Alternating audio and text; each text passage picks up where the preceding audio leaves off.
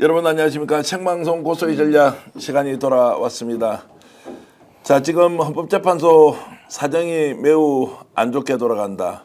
오늘도 헌법재판소가 윤석열 탄핵 선고일을 지정하지 않는다고 조금 전에 제가 취재를 해보니까 그렇게 정리가 되는 것 같습니다. 이번 주 이대로 넘어가면 다음 주에는 과연 탄핵심판 선고일을 지정할 것이냐.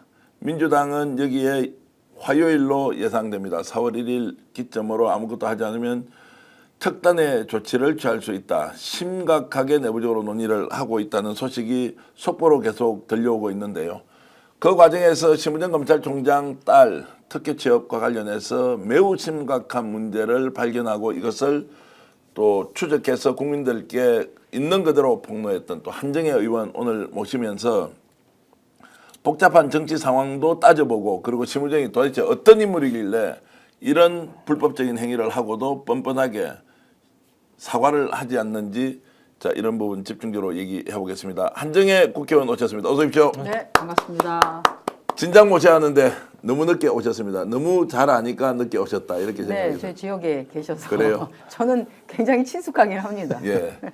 자 지금 서울 강서병 이제 지역구니까 가양종, 등촌동 뭐 이렇게 영창동도 영창동. 예, 이렇게 이제 지역구 두고 계신데 스픽스 사무실이 아마 이제 아마가 아니죠. 여기에 이제 있기 때문에 지역구 국회의원 직접 모시고 이렇게 인터뷰를 함께 이제 고소 전략 진행하게 됐고요. 오늘 특별하게 김종욱의 탄탄TV 김종욱 대표 나오셔서 함께 정치권 소식 전반 나누어 보겠습니다. 어서 오십시오. 네, 안녕하세요. 김종욱입니다. 한정혜 의원님은 고수시고 저는 중수입니다. 예, 자 두 분 다 고수고 한 분은 초고수고 뭐 이렇게 말씀드리면서 상황이 워낙 심각하게 돌아가니까 심우정 검찰총장의 범법 행위에 대해서는 좀 이따가 나누기로 하고 얘기를 나누기로 하고 헌법재판소가 정말 이럴 줄 몰랐는데 어떻게 이런 식으로 국민들을 우롱할 수 있느냐라는 이야기 많이 나오고 있습니다. 자 오늘까지 선고일을 지정하지 않으면 어떻게 됩니까? 오늘까지 하지 않으면 이제 뭐 월요일이 3월 말이고요. 네. 그리고 이제 4월로 넘어가는 건데 이제 저는 뭐 국민들이 기다릴 만큼 사실 기다렸다는 생각을 하거든요. 여러 가지 이유가 있을 것이라는 생각을 해서 기다렸는데 사실 지금 거의 제가 보니까 그 마지노선 흔히 말하는 인내할 수 있는 그 선은 좀 넘은 게 아닌가 이런 생각이 듭니다. 그래서 저희 당 내에서도 지금 이제 그 선수별로 의원님들 모이셔가지고 335 이런저런 얘기를 좀 하고 있고요. 여러 가지 방법에 대해서 고민을 하고 있어서 그 고민들을 좀 다 중지를 모아서 긴급하게 의총을 한다든지 하는 방식으로 해서 좀 정리를 해내고 다음 주 월, 화 중에 어떤 뭐 이렇게 그 뚫고 나갈 수 있는 방안들을 마련하지 않을까요? 마련할 계획이라고 보시면 될 것 같아요. 예, 콘칩님께서는 제발 이제 헌재 분석은 그만합시다. 제발 그만하자. 이 말은 지금은 이제 분석할 시간이 아니고 뭔가 선택하고 결정하고 실행해야 할 상황이다. 이렇게 이제 말씀을 주시는 것 같고요. 지금 방송 시작하자마자 한 1000분 정도 들어오셨는데 대단합니다. 감사드리고요. 자, 지금 헌법재판관들이 정말로 이런 사람들이었나 광화도 구성님 주셨고요.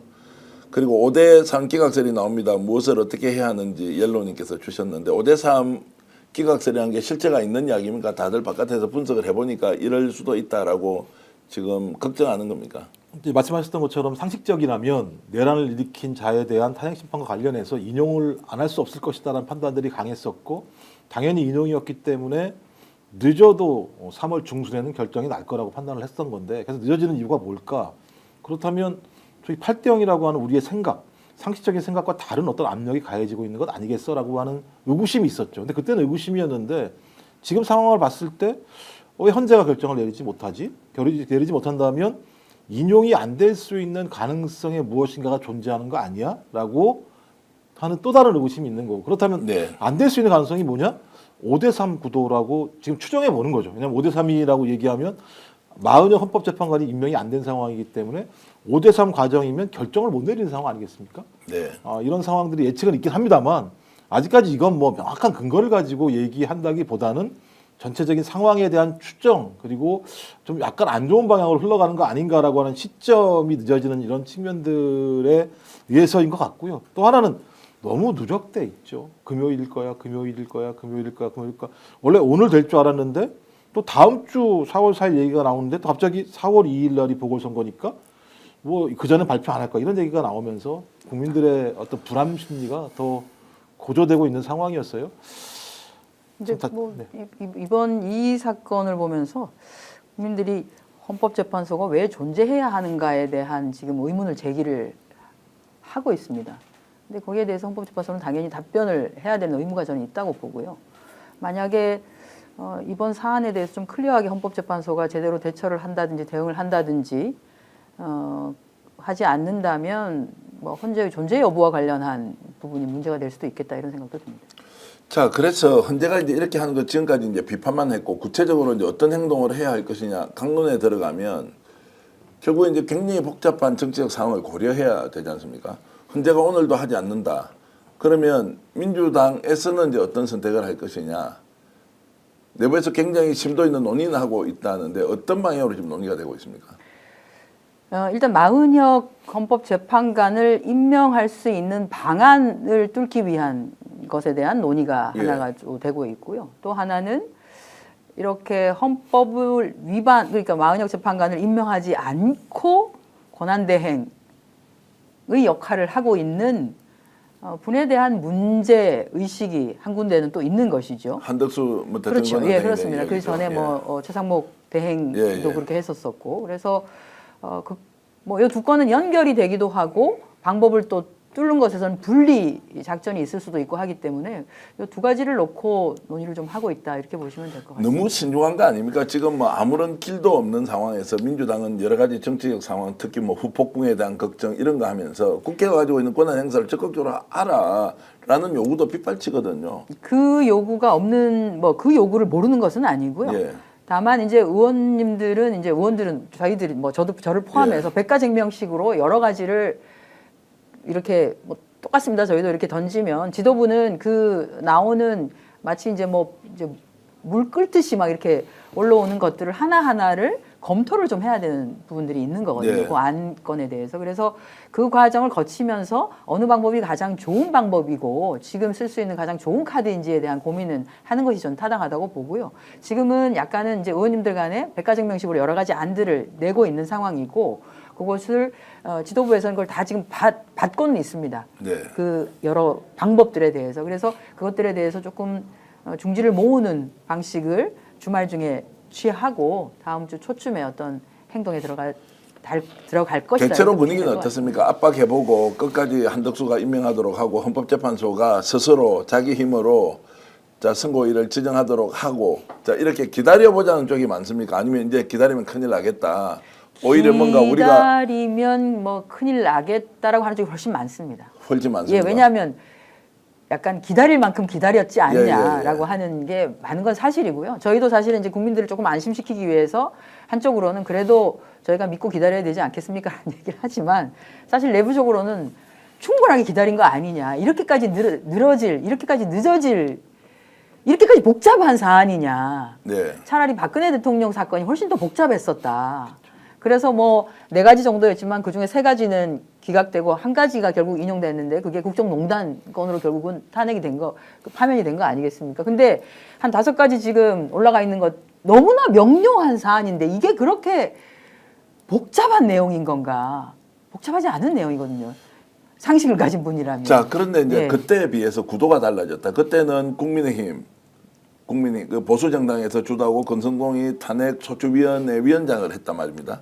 이렇게 해서 국회가 전체에 나서서 탄핵을 시켰으니까 그렇습니다. 내용적인 면에서 네. 조금 차이가 있다 하더라도 국회의 뜻을 모아서 갔는데 이번에는 전혀 다르게 초기에는 좀 동의를 해주는 척하다가 국민의힘이 완전히 돌아서면서 이게 판이 이제 크게 흔들렸고 그러면 국민의힘이 결국 하고 있는 것은 힘의 논리로서 자 국민 절대 다수가 동의하지 않기 때문에 헌재가 정책 판단을 할 때 자 30-40%는 반대하고 있으니까 고려해야 한다라고 하면서 민주당과 완전히 결을 달리하고 있는 이 상황에서 민주당이 그러면 우리는 상식과 원칙과 법대로 간다라고 하는 것과 이쪽은 억지 논리를 가지고 결국 원판을 뒤집겠다는 저런 시도를 목숨 걸고 하고 있을 때 민주당은 이제 어떤 선택을 할 것이냐 이 문제가 더 좀 핵심적으로 다뤄져야 하는 거 아닌가라는 질문을 좀 드립니다. 그래도 이제 의원님들 우리 안에서의 논의는 그래도 우리는 헌법과 법의 테두리 안에서 어쨌든 움직인다. 예. 그러니까 우리가 헌법적으로 할 수 있는 모든 조치를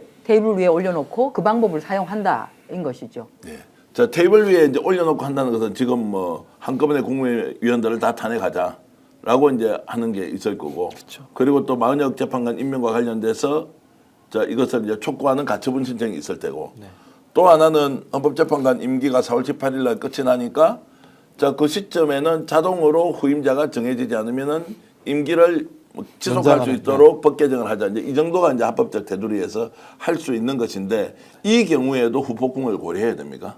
후폭풍을 고려하는 문제가 아니고요. 4월 18일이 넘어가게 되면 저희들이 예측 불가능한 상황으로 들어가게 되는 거죠. 어떤 형태로든지. 말씀하신 것처럼 4월 18일 넘기지 않기 위해서 이런 방안들을 미리 제기하면서 헌법재판관들을 압박하는 상황이거든요. 누구도 생각해 보십시오. 국무회의를 열지 못하게 한다는 건 정부를 셧다운 시키는 거나 마찬가지 상황이 벌어지게 되는 겁니다.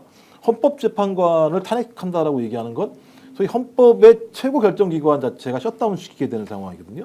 그러니까 이건 우리가 합법적인 헌정질서 내에 국회에 권한을 행사하는 겁니다만 그 권한 행사를 통해서 벌어지는 일 자체들은 상상을 초월할 수밖에 없는 사태가 갈 수밖에 없는 것이고 이건 누구도 알 수 없는 그야말로 힘과 힘의 맞대결로 갈 수밖에 없는 상황이기 때문에 이런 방법들에 대해서 선제적으로 제기함으로써 헌법재판관이 이것이 소위 그러니까 국민의 대의를 받은 국회 다수의 의견이다. 또 국민들의 여론이 이런 분노들을 표출하고 있다는 것을 만들어내서 그 이전에 이것들을 정리하기 위한 방법으로 사용돼야 되는 측면이 꽤 강한 거죠. 안 그렇다면 제가 볼 때 그다음부터는 어떤 형태든지 심에 의한 압도밖에는 방법이 없는 거 아니겠습니까? 그때 가서도 뭐 예를 들면 아무것도 할 수 없다. 그래서 막 윤석열이 돌아오는 사태가 벌어졌을 때 윤석열의 복귀라고 얘기하는 건 국민들이 감내할 수가 없는 또 그것을 인정할 수가 없는 상황이기 때문에 그 상황에서는 힘 대 힘의 대결로 갈 수밖에 없다. 이건 누구도 바라지 않는 상황이다라는 생각이 들고요. 저는 그 이전 해야 되는데 이제 문제는 오늘이 마지노선이었다는 거죠. 제가 볼 때는. 왜냐하면 다음번이 4월 4일이지 않습니까?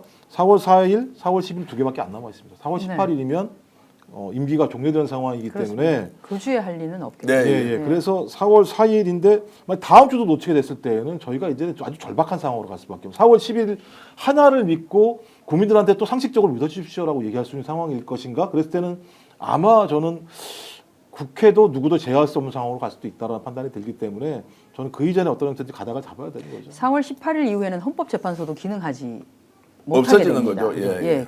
뭐 기능이 작동이 안 되는 거죠. 그때 두 분이 퇴임하시고 나면 마은혁 재판관이 임명되지 않은 상태라고 하면 6명으로 운영되는 것이기 때문에 지난번에 헌법재판소가 뭐 규칙을 개정해서 심의는 할 수 있도록은 되어 있습니다만 결정 자체를 아무것도 할 수가 없습니다.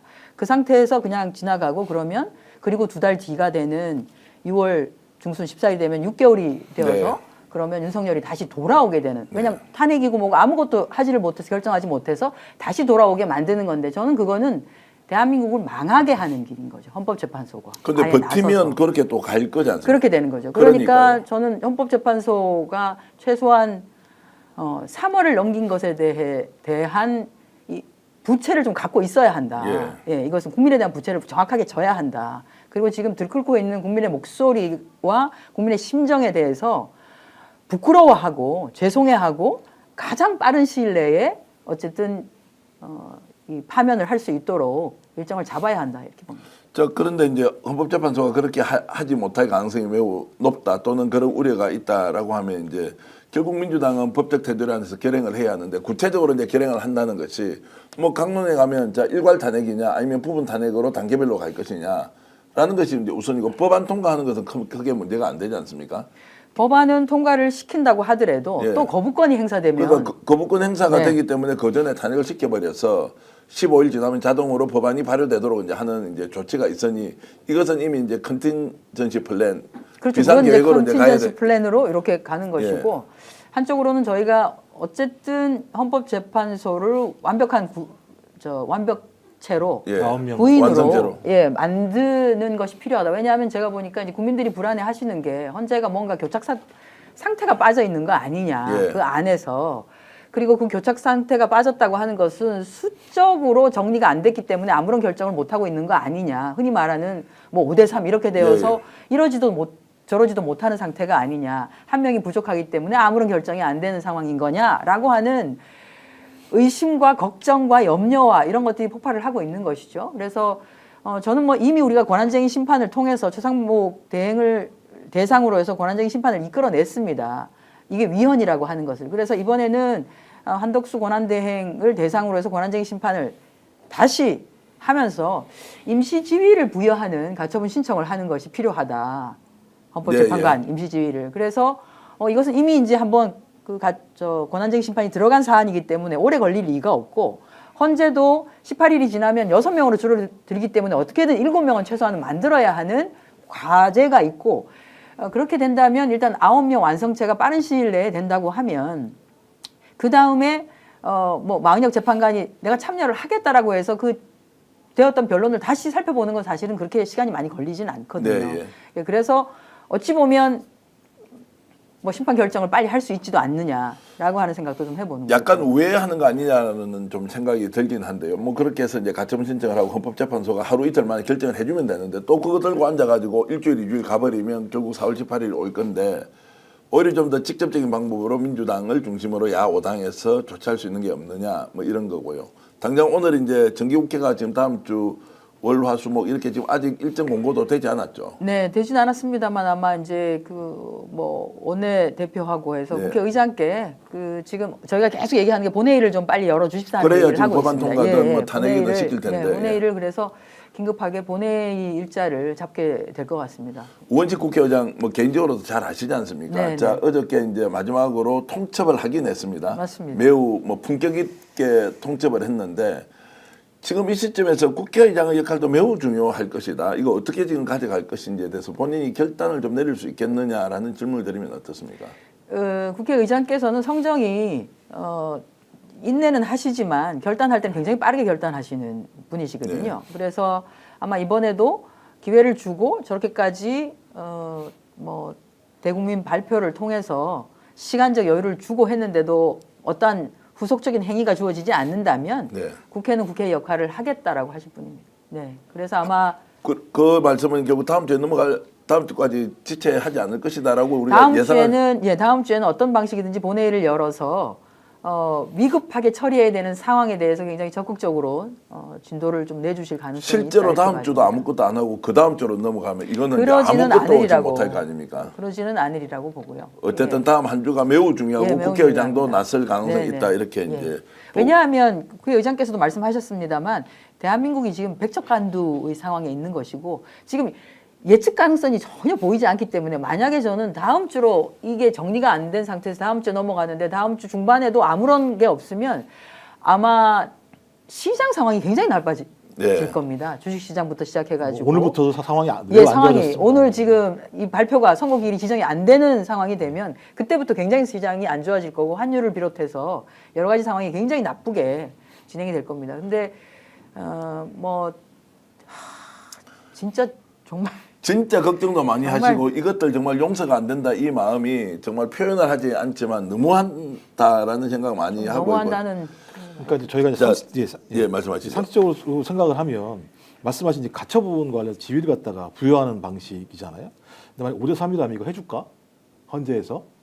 이제 근데 과반이니까 그거는 날짜를 과반인데 그렇다고 하더라도 제가 볼 때는 날짜를 안 또 다른 잡을 방식으로 수도 잡아넣겠죠. 5대 3이라고 얘기하면 왜냐하면 6대 3이 된다라고 판단되는 거잖아요. 그거는요. 그러면 자기들이 지금까지 해왔던 방식과 관련해서 하등의 예를 들면 문제가 발생하는 상황이기 때문에 아예 그렇게 예를 들면 결정하지 못하도록 편결에 들어가지 못하도록 막아낼 수도 있는 거잖아요. 그 사람들이. 그러니까 제가 왜냐하면 상식적이지 않아서 말씀하신 것처럼 5가지 사안인데 이건 2가지, 3가지 사안은 국민이 다 본 거잖아요. 말씀하신 것처럼 국회를 봉쇄하고 선관위에 침탈을 했다라고 하는 걸 눈으로 다 본 것이고 자기들끼리도 이미 그 내란 집단끼리 위헌이라고 다 진술한 내용들이 있는데도 불구하고 헌재가 이 말도 안 되는 판단을 아직까지 유보하고 있다라고 하는 건 적어도 소위 3명 정도의 사람이 이거 추정입니다만 확실한 건 아닙니다만 끝까지 버티고 있는 것이고 편결에 못 들어가게 지금 만드는 거라면 여기도 편결에 못 들어가게 하는데 말씀하신 것처럼 6대 3을 만드는 가처분 문제와 관련한 권한쟁의 관련해서도 이걸 할 수 있게 할 것인가? 그러니까 저희가 왜 그러냐면 상식적으로 판단하면 도대체가 해석이 안 되는 사태가 벌어지니까 이제 그런 고민들을 하는 거거든요. 자, 지금 댓글로는 우리 시청자분들이요. 헌재 포기하자. 헌재 믿고 있으면 절대 안 된다. 이걸 왜 맨날 며칠 동안 똑같은 이야기 매주 금요일 뭐 다 거짓말쟁이가 되고 말았는데 헌법이라는 그 헌법재판소를 배제하자라고 하는 민심은 충분히 이해합니다만 저는 이제 제가 사선이시죠. 헌법재판소가 가장 마지막 보루이거든요. 예. 사실 헌법재판소가 아닌 다른 방법을 통해서 윤석열 탄핵, 윤석열 파면을 해낼 수 있으면 저희가 헌법재판소를 이렇게 쳐다보고 있을 이유가 없는 것이죠.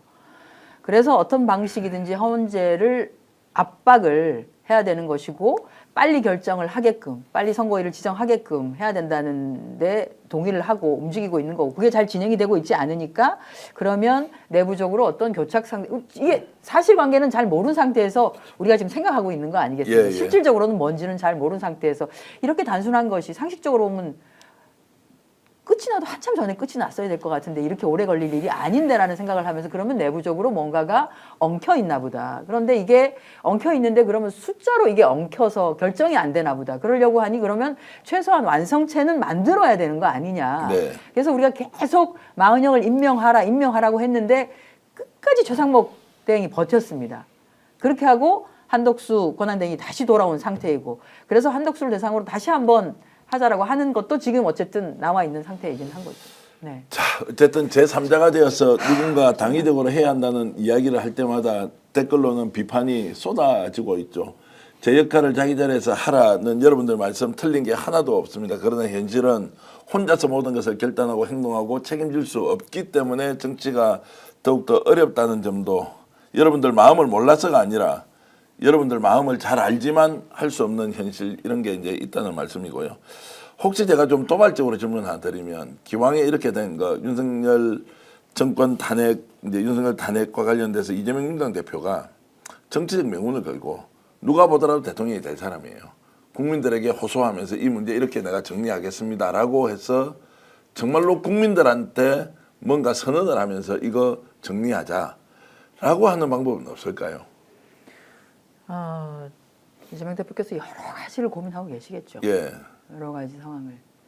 만에 하나 4월 18일 날 이렇게 넘어가 버리면 국가적 혼란, 뭐 경제의 폭망, 실제로 대한민국 코가 아예 그냥 이제 망해버릴 것이다라고 하는 것을 다 예상하고 있는 것인데 그런데도 헌법재판소에만 의존해서 무엇을 가보자라고 하는 것이라면 우리가 민주화운동을 했던 이제 김대중 대통령 이런 분들이 선택했던 정책 결단이 필요한 시점이 온 거 아니냐. 오히려 이것은 정치인들로 보면 위기를 기회로 만들어내는 이제 이런 또 일종의 리더로서의 뭐 이런 걸 보여줄 수는 있는 거 아니냐. 뭐 다 겁이 나고 걱정이 되겠지만 그렇게라도 과감하게 돌파하면 국민들이 압도적으로 지지를 할 것 같다는 느낌은 드는데요. 정치 오래 하시면 그런 걸 좀 판단하기 어렵습니까? 제가 당대표의 마음속에는 안 들어가 네. 봤지만 지금 가장 많은 고민과 걱정을 하고 계시는 분이 이재명 대표이신 예, 거고요. 그리고 의원님들이 생각하는 여러 가지 방식을 의원들 간에도 소통을 하지만 당대표에게도 다들 전달을 하고 있기 때문에 당의 의원들이 생각하는 것은 사실은 저희도 뭐 일반 국민들이 저희에게 주는 속 터져서 못 살겠다, 언제까지 기다리라는 거냐 이런 거를 포함한 얘기들을 지금 당장 그냥 다 갈아엎고 뭐를 해라라는 예. 그것까지가 다 저희한테 들어오거든요. 그래서 그런 민심들을 대표께서 모르시지는 않으실 거고 다만 지금 당장은 이제 산불 상황이 너무나 중차대해서 일단은 거기를 좀 현장을 보시고 책임지고 또 거기를 지원할 수 있는 방법에 대해서 고민을 좀 하고 계시니까 그게 정리가 되는 오늘 오후부터 해서 이번 주말 정도에는 대표께서도 여러 가지 사항들을 놓고 좀 고민을 하시지 않을까 생각합니다. 자, 군마사님께서는 윤석열 돌아오면 민주당 국회의원 다 죽일 거다. 그런 상황 생각해 보세요. 행정부를 다 날려버려. 나라 안 망한다. 구재덕님. 그리고 최후의 보루가 무너졌는데 이제 어쩔 것인지를 말해라라고 이제 바이올렛님, 윤 선생님이시군요. 이렇게 글 주셨고요. 아무 대안도 없는데 왜 이렇게 토론하고 있느냐라고 또 착한 사람님께서는 글 주셨는데 뭐 여러분들 마음 충분히 잘 알겠습니다. 그런데 어떻게든 기다리라고 여러분들께 드리는 건 아니고요. 참 이제 수단이 없다. 권력을 그리고 권한을 갖지 않은 사람들이 국회에서 다수당을 차지한다 하더라도 선택할 수 있는 게 그렇게 많지 않다. 권력을 갖는 것이 국민으로부터 신임을 받고 국정 운영의 책임자가 되는 것이 얼마나 중요한지를 다시 한 번 더 느끼는 순간이고요. 지금 천몇백 분이 이렇게 들어와서 보니님, 신뭉치님, 에스텔님, 안한기님, 그리고 희망의 나라님, 추추추님 여러분들 이렇게 의견 주고 계셔서 감사히 말씀드립니다. 자, 오늘 한정혜 의원 모신 것 중에 또 하나가 이제 검찰 권력이 하는 행태에 대한 것들. 심우정 검찰총장이 지금 딸을 특혜 취업을 시켰다, 불법 취업을 시켰다. 지금은 이제 용어는 특혜 취업 쪽으로 얘기를 하던데. 특혜 취업 의혹이라고 제가 얘기했어요. 의혹이고. 네. 그게 의혹이 진실이라면 불법이 아닙니까, 그게?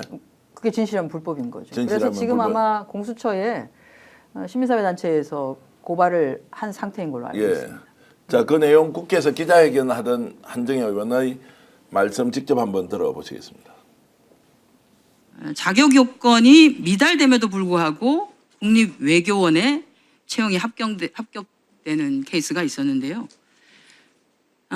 심이라고 심우정 검찰총장 자녀입니다. 2024년 1월 현재 석사학위 소지자가 아니에요. 자격 요건 미달이면 대개 서류 심사에서 걸러져야 되는 거죠.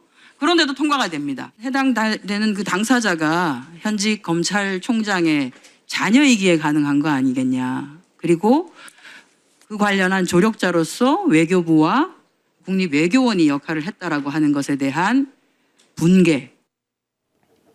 자, 이제 저 내용은 상세히 이제 많이 알려져 있으니까 네네. 심우정은 저게 문제가 될 줄 모르고 이렇게 자녀를 특혜 취업시키려고 노력을 했을까요?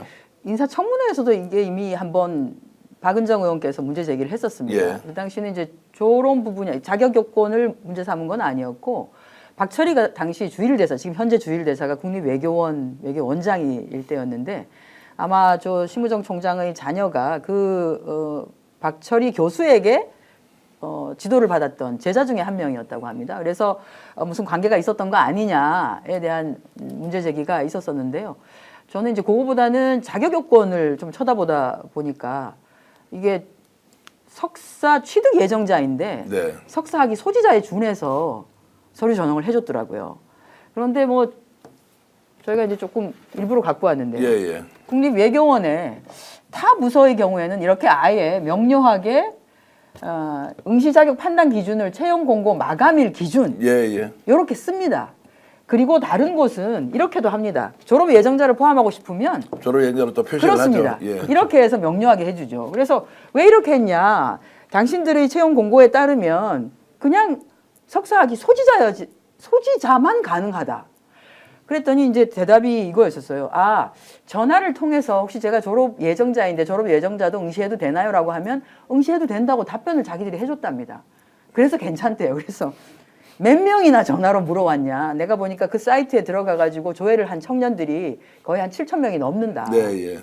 그 사람들은 다 내가 대상이 될까라는 생각이 있었을 텐데 내가 졸업 예정자이고 학위 소지자가 아니어서 안 되는구나라고 해서 포기한 사람들이 얼마나 많았겠냐라고 했더니 몇 명이나 되는지는 대답도 못 하더라고요. 그래서 일단 국립외교원에 이렇게 취업이 되어서 기간제로 8개월 동안 근무를 하고 퇴직을 했죠. 퇴직을 하고 올해 1월 달에 외교부에서 채용 공고를 내는데 그때는 이제 경제 석사를 찾는다고 해서 공고를 네. 냈습니다. 경제 석사 학위를 가진 사람으로서 2년 이상의 경력을, 실무 경력을 보유한 자. 이거 이제 심 총장에 따른 해당이 안 되거든요. 네. 근데 그 경제 석사 학위를 가진 사람을 대상으로 해서 채용 공고 내고 서류 전형하고 면접까지 본 최종 한 명을 불합격 처리를 해버려요. 네. 불합격 처리를 하고 다시 재공고를 하는데 이번에 심 총장의 딸이 전공한 국제정치 분야로 해서 국제협력을 했거든요. 학부에서는 아마 정치학을 한 것 같고 정치 부분을 한 것 같은데 그래서 국제학이라고 하더라고요.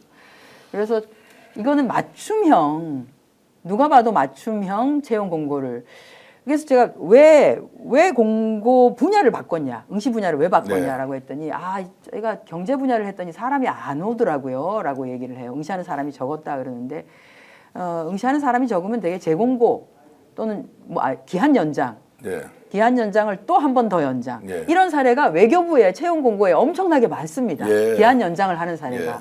기한 연장을 하는 경우가 맞지 이렇게 분야를 바꿔버리는 적은 없습니다. 그래서 지금까지 그러면 분야를 바꿔서 이렇게 제 공고를 한 적이 있냐라고 했더니 저희가 파악하기로는 없었습니다. 저희가 확인 못했고 이 사례가 굉장히 유일했습니다. 자, 그러면 심우정 검찰총장이 그 당시에는 어떤 직에 있었습니까? 검찰총장이 아니고. 국립외교원에 취업할 때는 아마 법무부 차관 예, 법무부 차관이었을 거고요. 제가 이제 궁금한 거는 심우정 정도 되면 자기 딸 취직시키려면 정부의 강요로 있으니까 차관급으로 있다. 그러면 채용 공고 이런 게 좀 바꿔서 해달라라고 하는 게 이들의 체계에서는 통용되는 겁니까? 솔직하게 얘기해서 보수 정권 또는 극우 세력들과 손잡고 가는 저 집단은 내 딸 취직시켜야 되는데 조건 맞춰서 맞춤형으로 취직을 시키자라고 하면 함께 움직일 정도의 수준입니까? 요즘 워낙 상식적이지 않은 일들이 예. 많이 일어나고 있기 때문에 어떤 비상식적인 상황이 실질적으로 물밑에서 벌어지고 있는지는 아무도 모르는 거죠. 자, 그게 첫 번째 질문이고 네. 두 번째 질문은 그럼에도 불구하고 저렇게 했으면 분명히 국감이나 어디에서 문제가 될 것이라고 심우정은 충분히 알았을 거예요. 왜냐하면 법을 전공한 사람인데 검찰인데 모를 리가 있습니까? 그러면 그 경우에도 저렇게 밀어붙이고 했다는 것은 뭔가 다급한 사정이 있거나 아니면 문제가 되더라도 나는 검찰에 있으니까 충분히 이거 해결할 수 있어 라고 생각을 했을까요? 두 번째 정도 되지 않을까요? 두 번째 네, 있죠. 왜냐하면 이게 채용과 관련한 것은 특히나 온라인으로 서류를 받고 하는 것은 대개 최종적으로 한 명이 채용이 되고 나면 그 사람 관련한 인사 서류만 보관을 하지 예. 나머지는 다 파기를 해버립니다. 예.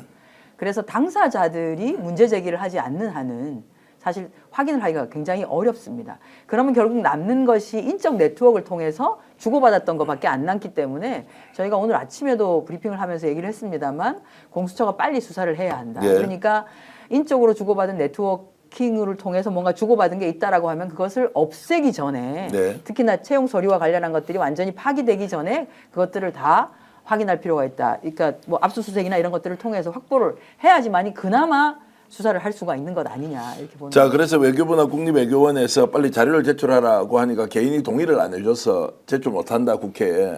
그러니까 심우정은 아니 동의 다 해줬어라고 했습니다. 다시 확인을 해보니까 국회의원들이 아니 동의한 바가 없다라고 하는 것도 이 사람들이 원래 쓰는 기술입니까? 아니면 실제로 동의를 안 해줬는데 거짓말을 시키는 것이냐? 처음 그 심 총장이 동의를 했다라고 했을 때는 예. 그 다음 날까지도 전혀 저희한테 온 건 없고요. 예. 그 다음 날, 예. 그러니까 이틀 정도 지나고 난 뒤에 아니 동의했다는데 왜 안 들어오냐라고 계속 얘기를 했더니 그때부터 이제 자료를 좀 주기 시작했습니다. 그러니까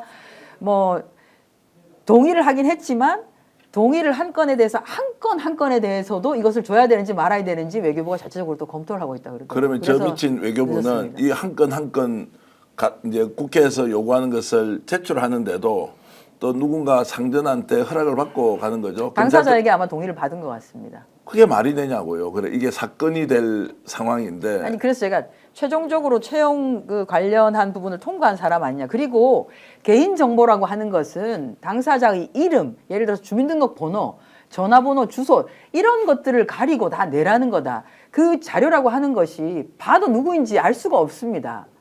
그렇게만 그냥 나가면요. 왜냐하면 학교 정보도 안 나와 있고 과 정보 위주로 나와 있거나 이렇게 되어 있거든요. 그러니까 정말로 그 이름하고 요 정도만 지우고 나면은 얼마든지 제출을 할 수 있는 자료입니다. 근데 네. 그걸 그렇게 핑계를 댄 거죠. 자 이제 이 정도 상황이면 제 눈에는 그냥 뻔하다.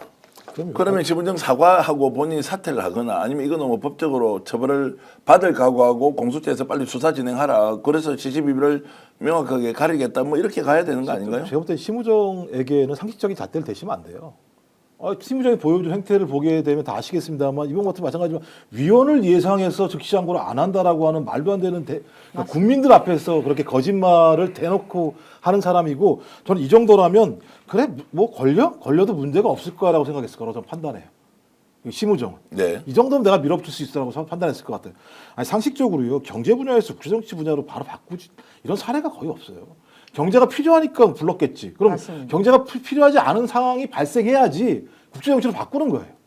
근데 이렇게 바꿨다는 게 말이 안 되는 거에다가 그다음에 석사학위 소지자고 취득 다 분리 공고문을 기준으로 따지는 거기 때문에 전 그래서 이 모든 것을 다 무시할 수 있도록 외교부의 누군가가 여기에 동조하고 공모했을 거라는 생각이 드는 것이고 문제가 발생하게 되면 걱정하지 마. 아니 한동훈도 자기 딸 문제 다 지나가 버린 거 아니겠어요? 그러니까 저는 이 정도 자신감인데 강제 수사가 아닌 이상 이 문제에 대한 실체를 확인할 수 없을 뿐만 아니라 저는 강제 수사가 들어가도 자기들은 또 이후에라도 어떤 방법이 있을 거라고 생각하는 자들일 거예요. 제가 볼 때는. 네. 근데 이제 말씀하신 것처럼 그렇다고 하더라도 공수처라는 걸 만들어 놨으니 공수처를 통해서 강제 수사가 들어가서 증거 자료를 빨리 확보하는 게 중요한 문제라는 생각이 들고요.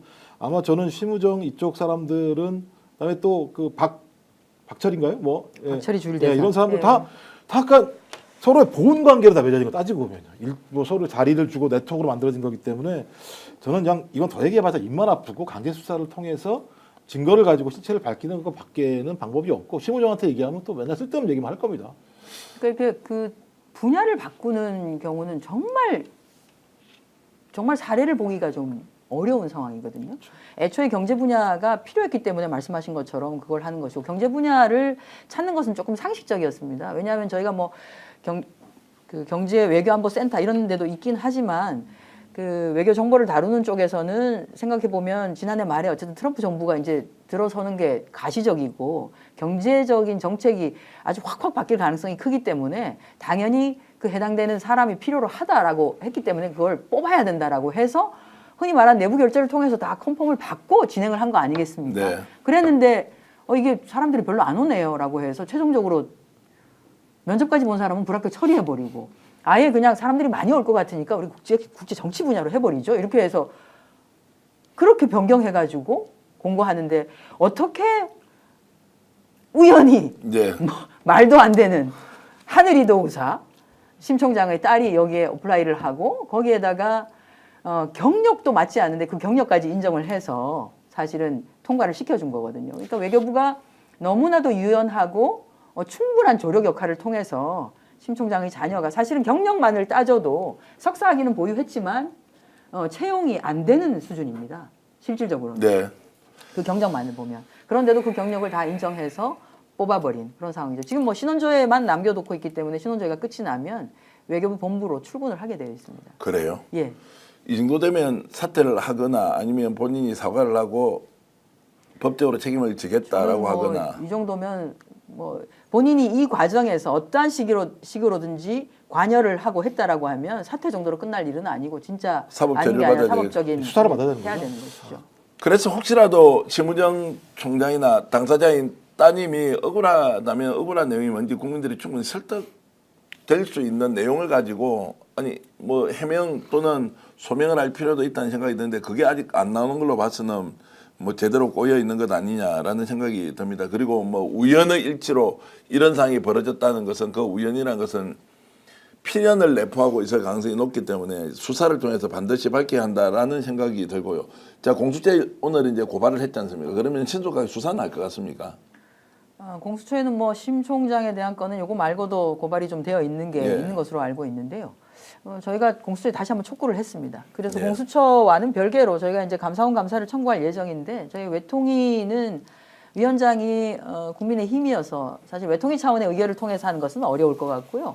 그냥 저희 국회의원님들이 좀 모여서 공익감사 청구식으로 해서 감사원에 감사 청구를 좀 해볼 필요가 있다. 그리고 요건 한 건에 대해서 저희가 살펴봤습니다만 제가 이제 전체적으로 그 채용과 관련한 시스템이 쭉 진행되는 걸 봤더니 문재인 정부 시절보다도 지금 윤석열 정부 와가지고 굉장히 좀 많이 느슨해졌더라고요. 네. 이 기준이나 뭐 이런 것들이. 그래서 공무직 관련한 특히나 이런 부분은 공무직이라고는 하지만 정규직이거든요. 정년이 보장되는. 그래서 요건에 대해서는 전반적으로 좀 살펴볼 필요가 있다. 그래서 공익 감사 청구를 할 예정입니다. 근데 이게 답답한 게 이제 감사원에 뭐 요청을 해봤자 거기가 뭘 할까 이런 고민도 있고. 아니 뭐 중앙선관위는 또 탈탈 털었더라고요. 아니 또. 근데 이쪽에서 하는 거죠. 그다음에 또 공수처는 또 워낙 검사 자체가 적으니까 수사하는 여력도 없고. 그러니까 제가 볼 때는 쟤들이 이제 대놓고 하는 거죠. 대놓고 하는 상황이기 때문에 지금같이 예를 들어 교착국면 같으면 오히려 아예 안 움직일 가능성이 되게 높아서 걱정이다. 그런 거기 공수처가 지금 이제 공수처 검사가 너무 부족해서 일거리는 많은데 못한다. 그러니까. 그래서 공수처 검사를 빨리 채용할 수 있도록 해달라고 이미 또 요청을 정부에다가 한 상태인데 뭐 안 해주고 안 해주고 있죠.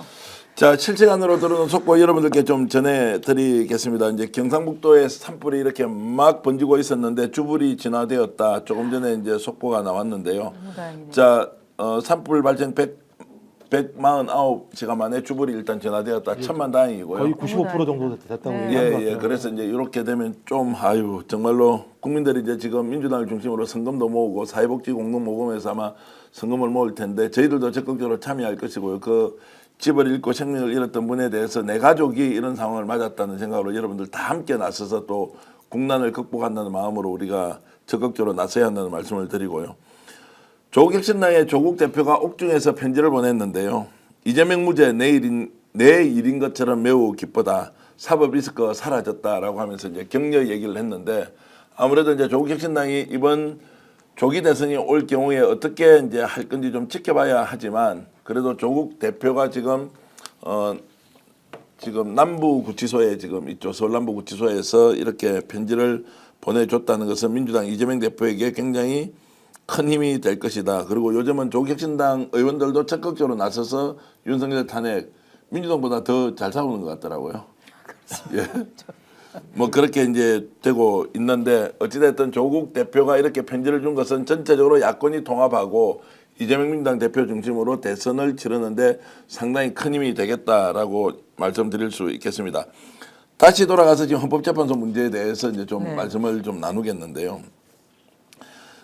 오늘 6시까지 기다려보면 이제 근무 시간 6시까지거든요. 4시 보통 2시에 이제 평일을 시작하면 4시 정도에 끝이 나는데 오늘은 없다라고 제가 이제 그쪽에 공보 채널을 통해서 이제 확인을 했는데 주말에 압박 수위가 매우 높아졌다. 그래서 마지막 기대는 월요일쯤에 헌법재판소가 선고일을 발표할 수도 있다라고 전망하는 분도 있긴 한데 자, 그것도 굉장히 약한 거죠. 의원님 보시기에는. 월요일쯤에 선고기일을 지정할 것 같으면 금요일 날 하지 않을까요? 하겠죠. 네. 그럼 오늘 안 하면 월요일도 안 한다는 거고. 네. 그러면 제가 이제 오늘 가장 중요한 질문을 의원님께 드리는데 화요일까지도 민주당이 아무 결정을 못하고 기다려보자 라고 하는 상황이 올 수도 있습니까? 그렇진 않을 것 같습니다. 그렇진 않다. 네, 그 저희가- 믿어도 되겠습니까? 예, 저희가 이제 그 뭐 이런 게 있죠. 그 3월이라고 하는 어쨌든 여기까지 왔기 때문에 3월을 넘기면 안 된다. 4월이 되는 순간 이거는 다른 상황이 네. 펼쳐진다. 그것은 저희 이제 당에 있는 뭐 의원님들뿐 아니라 뭐 국민들의 분노가 저는 뭐 걷잡을 수 없을 것 같거든요. 네. 근데 저희는 어쨌든 국민들의 그 분노를 다 안고 뭔가 이제 행동을 해야 되는 사람들이기 때문에 그렇게 할 수는 없을 것이다 이렇게 봅니다. 자, 그러면 이제 사선 국회의원으로서 오히려 최근에 22대 국회 민주당 분위기 보면 선수가 의미가 없다. 뭐 다선이든 중진이든 다 현장에 나가서 열심히 초선처럼 뛰고 있어서 네. 정말로 21대 국회에 비해서 많이 달라졌다고 이렇게 하는데 특히 탄핵 국면 마무리 헌법재판소와 관련해서는 한정희 의원님이 아예 머리띠를 묶든 아니면 가장 정말로 앞장서서 이 문제를 해결하던 다선들이 나서서 초선은 사실 굉장히 강선 발언을 많이 하고 있다고 제가 알고 있지만 오히려 이런 분위기를 다선들이 좀 이렇게 정리를 하고 치고 나오고 우리가 책임지겠다. 국민 앞에 가장 먼저 우리가 서서 정말 저들과 맞서겠다라고 하는 것이 엄청 필요한 시점 아닌가 이런 생각이 좀 듭니다. 그 저희가 이제 뭐 그 도보행진 그다음에 헌재 앞에 시위 이런 것들도 뭐 도보행진 저희 사선 의원들이 좀 중심이 되어서 진행을 했었고요. 헌재 앞 시위는 삼선 의원들 중심으로 해서 시작을 해서 또 진행을 하고 있고 하는데 지금 현재 사실 광화문에 저희가 이제 텐트를 치고 있는데 그 천막 당사를 다선 의원들 중심으로 좀 유지를 하자라고 해서 철롱을 좀 들어가야 되는 거 아니냐라고 하는 그 얘기도 좀 진행을 하고 있습니다. 지금 댓글로 파란비님께서는 국민 파업의 선두에 나서야 한다. 한정희 의원님. 국민 파업이요. 예를 들어서 이제 그런 정도의 자세로 지금 헌법재판소와 관련된 문제를 적극적으로 나서서 누군가 싸워줘야 한다. 저는 국민 파업은 국민들 한 분 한 분께서 이미 다 판단을 하고 계실 거라고 네. 보고요. 그 시기를 언제로 할 것이냐 이거는 저희가 한번 같이 고민을 해봐야 되겠죠. 자, 그러면 말씀하신 대로 다음 주 화요일 4월 1일입니다. 그렇습니다. 월요일이 31일, 4월 1일까지는 어떤 식으로든 결판이 난다. 여기에서 압력을 이제 굴복이라는 표현을 쓰지 않겠습니다. 압력을 수용해서 헌법재판소가 결단을 내리거나 4월 1일까지 가서 아무런 조치를 취하지 못하는 헌법재판소에 대해서 민주당이 중심이 되어서 국민들과 함께 시민들과 함께 정말로 뭔가 정치적 결단을 내린다. 이렇게 보면 4월 1일이 매우 중요한 날이 됩니다. 네, 그렇습니다. 일단은 광장의 분위기는 어떤 거냐면 3월 27일 날 세상을 멈추자 이렇게 사람들이 얘기했고 민주노총부터 시작을 해서 총파업을 했던 상황이고요. 이제 이게 뭐냐면 우리들이 결심하면 모든 것을 멈추게 할 수 있는 힘이 있다라고 하는 것이기도 합니다만 이제 여기서부터 어디까지 가겠냐면 정부를 셧다운 시키자. 헌재를 셧다운 시키자. 여기까지 광장은 이제 여기까지 큰 범주로 가 있는 상황이라는 생각이 듭니다. 그러니까 그렇지 않고서는 지금의 사태를 해결할 수 없다라고 생각하는 광장의 흐름이, 근데 광장 흐름이 전체 흐름은 아니니까요. 말씀하신 것처럼 저는 적어도 일요일 날 저녁 또는 월요일 날 오전 중에는 민주당이 전체적으로 국민들에게 어떤 방향으로 가자라고 말씀을 하실 필요가 있다는 생각이 들고요. 그 액션이 화요일 날 수요일 날 본회의라고 하는 부분에 대해서 국회의장과 말씀을 나누시면서 압박 수위를 높여갈 필요가 있다. 그러니까 어떤 결단의 시점이 존재하면 그 시점이 중요한 게 아니라 예언을 막 하면서 맞습니다. 대중들의 힘과 예. 같이 가면서 맞습니다. 아 이게 그냥 민주당이라고 하는 정당이 하는 행위가 아니라 전체 국민과 같이 가고 있구나라고 하는 흐름들을 계속 만들어 나가고 그게 어느 순간 딱 됐을 때 진짜 결행을 하는 모습을 보이게 되면 전 거기에 소위 기득권 세력들이든 아니면 헌법재판관들이든 저는 압력을 받는다는 생각이 들거든요. 근데 그런 부분과 관련해서 저희가 약간은 좀 뭔가 좀 방심한 틈이 있었던 것 같다는 느낌이 들어서 저는 일요일쯤 말씀하신 것처럼 민주당에 있는 전체 뭐 의원님의 연설명이든 어떤 방식으로 국민들에게 우리 이러이러한 방향으로 가겠다라고 하는 말씀들을 하시고 또 국회의장님하고도 좀 하셔서 적어도 일주일 플랜이 좀 나왔으면 좋겠어요. 자, 우리 일주일 4월 4일, 우리 4월 4일이 마지막이야. 여기에 우리의 모든 총력을 불어넣어서 우리 국민과 함께 저희 윤석열 탄핵을 파면을 완성할 거야. 좀 이런 정도의 플랜을 주면서 솔직히 분위기를 좀 끌고 갔으면 좋지 않을까라는 생각은 있습니다. 저희도 내부적으로는 A, B, C, D, E 플랜. 네, 그렇죠. 다 예, 있겠죠. 맞습니다. 말씀하시지 제가 이제 못하는 거죠. 다 말씀 못 드리지만 뭐 다 말씀을 예. 하시는 것처럼 또 표현하면 더 좋습니다. 예. 내부적으로는 뭐 다 컨틴전시 플랜을 예. 안 짜면 이상하거든요. 그렇죠. 이런 상황에서. 그럼요. 그래서 그러나 이제 그것이 거칠게 지금 논의가 되고 있기 때문에 그런 것들이 그냥 막 이렇게 튀어나오는 것보다는 조금 그래도 저희가 국회 내에서는 거대 야당이고 실질적으로 국정을 지금 이끌어가야 하는 정당이기 때문에 그런 차원에서는 정돈이 된 상태에서 어쨌든 국민들께는 그쵸, 이렇게 하기로 했습니다라고 하는 것들을 말씀을 드리는 게 좋을 것 같아서 깊이 있게 말씀 못 드리는 건 죄송하다는 말씀을 드립니다. 자, 카푸치노님께서는 네. 더 이상 늦춰서는 안 된다. 그리고 JPQ님께서는 진짜 안일하게 대응했다. 위험은 너무 크고 돌이킬 수 없습니다. 이런 비가역적인 일을 막기 위해 최악의 상황을 가정하고 할 수 있는 모든 일을 눈치 보지 말고 해주길 바랍니다. 솔직히 국힘 내에 있는 주변 사람들 오히려 나라가 망하면 자기들이 먹을 것 더 많다고 생각합니다. 실제 그런 말하는 인간도 봤습니다. 아유, 정치평론가보다 훨씬 더 논리정연하게 말씀해 주신 JP님께 감사 말씀드리고요. 해피님께서는 지금 비상사태입니다. 다들 긴장하고 단결해야 합니다. 안이하게 느긋하게 생각하지 맙시다. 잘 알겠습니다. 해피님 말씀 잘 챙기고요. 파란비님께서는 스픽스의 국민파업운동 하자고 했습니다.